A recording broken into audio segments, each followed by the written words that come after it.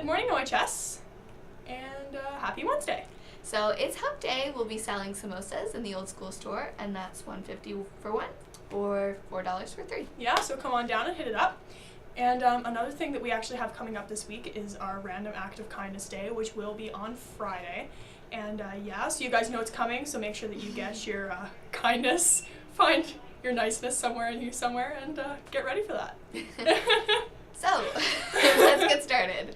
Drama Club will be meeting for the first time this year on Tuesday, November 8th, and drama participants from previous years, please attend if you wish to participate again this year. New members, as well, are always welcome. Of course. So if you are dramatically inclined, come on out to Drama Club, and you will be meeting at Tuesday, November 8th in Miss Bryden's room, which is room 109 at 12 o'clock. And so that's Tuesday, November 8th for the first meeting in Miss Bryden's room. So grad class sweaters are also going to be on sale, and that's Wednesday, Friday, and next Thursday. So don't forget about that, grads. Yeah, it is the last few days to get Yes. them. Good morning, grads. So on this Wednesday, Friday, and next Tuesday, we're going to be selling grad sweaters down in the cafeteria lobby again. It's $45 if you don't want any personalization, and it's $50 if you want something on the sleeve. Also, starting this Thursday, every other Thursday, we're going to be doing a session where any grads want to come down to Miss Time's room. They can give us their ideas, they can voice their opinions, just have a general say in what they want their grad class executive to be doing. So that's it. See you guys.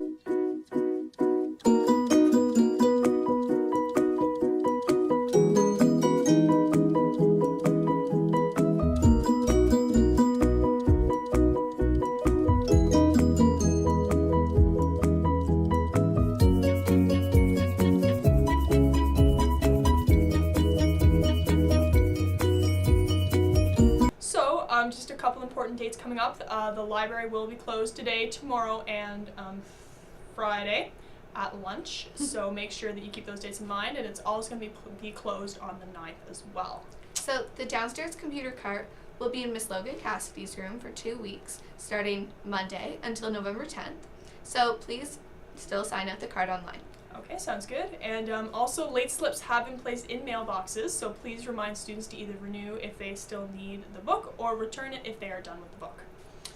So the international club meeting will be this Wednesday, which is November 2nd, at 12 in 137, which is Miss Fawcett room, and ready for play bingo, and everyone is welcome to come in and see you there.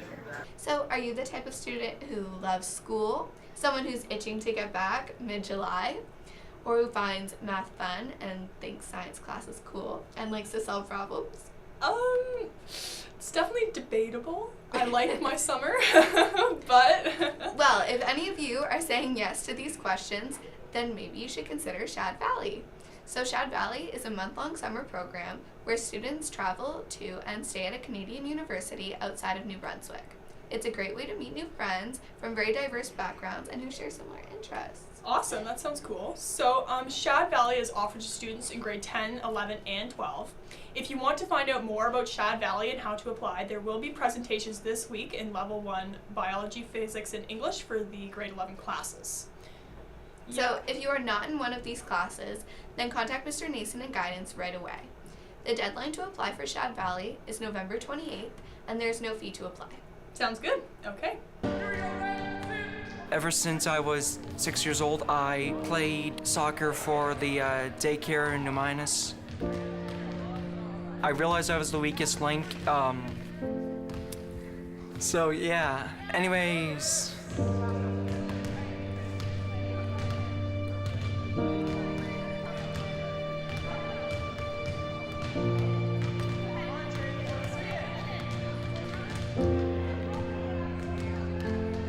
There's this kind of idea of like the upper and lower class between the generic students and ID students, and it's you don't really see them much outside of like the resource center. When I first started here, I didn't know nobody. Like everybody was like, who are you? What do you want? Kind of thing. They don't get a chance to be on a team with not even just amongst themselves, but just like being a part of generic students. It kind of makes them feel more inclusive. Is that the word? Inclusive. Yeah, sorry. Makes them feel more inclusive.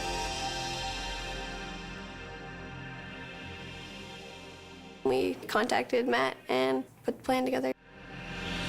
My role's been introducing or exposing them to an opportunity, and that opportunity is Play Unified. It's a program that is sport-based, and it kind of forces the issue of putting athletes with and without intellectual disabilities on the same teams. I was a little taken aback by it. I didn't know who was going to like it and who wasn't, but after the first week, everyone was asking, like, when's the next practice, when's our first game, and they were all really excited to get started. Once we got going, everybody's personality just jumped right out, and like we all became friends really fast. One of our practices, parents came and they said that they've never seen their kid go into a group and give a high five or cheer or whatever, and like they've always been so independent.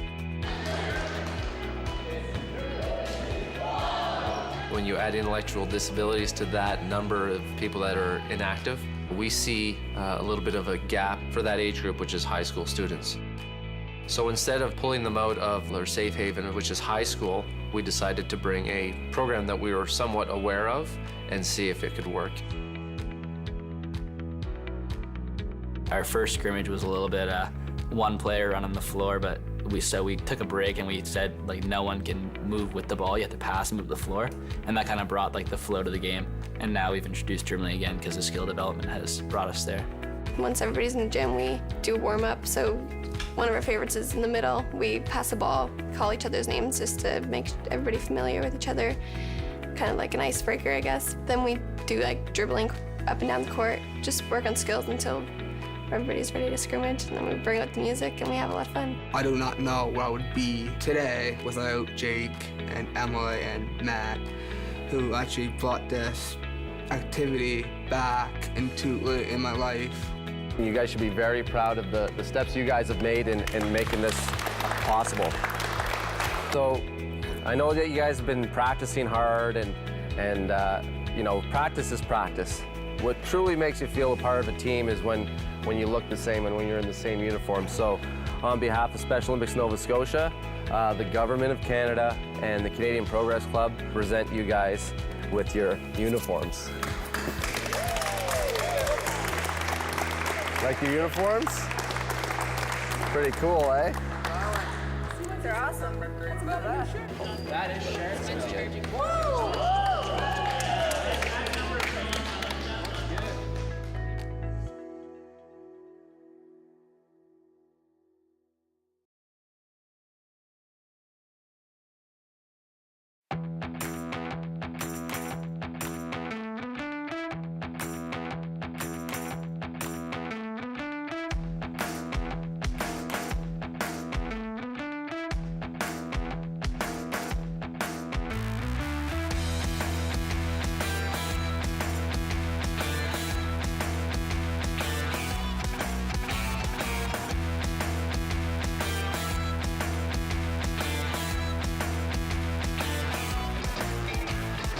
Special Olympics Nova Scotia approached us about Play Unified, and it fit directly with our motto about creating new paths for people with special needs. It involves inclusion, it involves active living, it involves sport, and it involves lessons that they will take with them throughout their lives.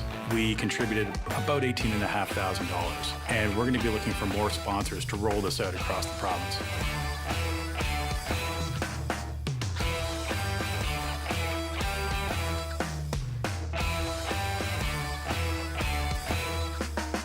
I mean, he was all excited to talk about his uniform, and I'm like, what's happening? It's better to learn from your peers, and it takes the connection from off the floor into the classroom. You know, you're going to class, and now you've had a moment with them. Every special athlete who is in a school anywhere would be so happy to have the chance to participate in this. Especially in front of other students that you just see in school, and all of a sudden they're cheering for you. I think that's a key component. One of the things that we're trying to do is break down barriers between our students, and a lot of people came up and thanked me, and I said, you know, you're thanking the wrong person, because it's the kids that you really need to thank. Both Jake and Emily are graduating this year. With their leadership, others are ready to take that and to move to the next step for next year. So I think it's safe to say this will be an ongoing thing for a while. Sport is always bigger than itself. Sport is a platform, whether it's on a small scale within a single high school or globally breaks down barriers in many different ways. The barrier that we're breaking down is that every individual is unique, every individual is different, but every individual should be treated the same. And by putting them on the same team, that's where we're breaking down those barriers.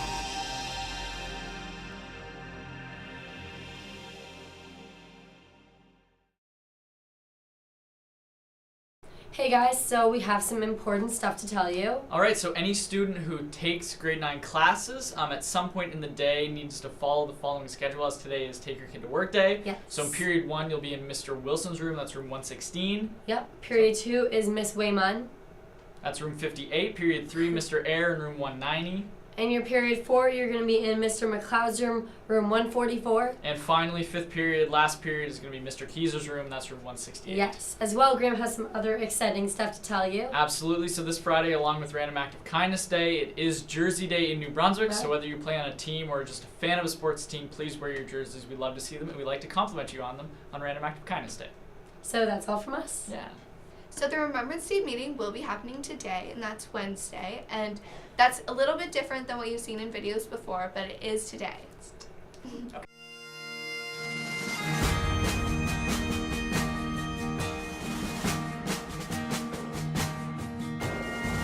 I hear the guns, I feel the fire. With my last breath, my spirit flies. So, students who signed up to sing in the choir at the Remembrance Day Assembly will be practicing on Thursday, November 3rd, so that is tomorrow, during lunch in Miss Hatt's room, which is room 102, and new members are, as usual, always welcome. So a reminder that concert band is also rehearsing today, and that's from 3:30 to 4:30, and all members must attend. Sounds good. And I think that's all we have for announcements today. That's it. All right, have a great day, OHS. Have a great day. Please hang up and try again.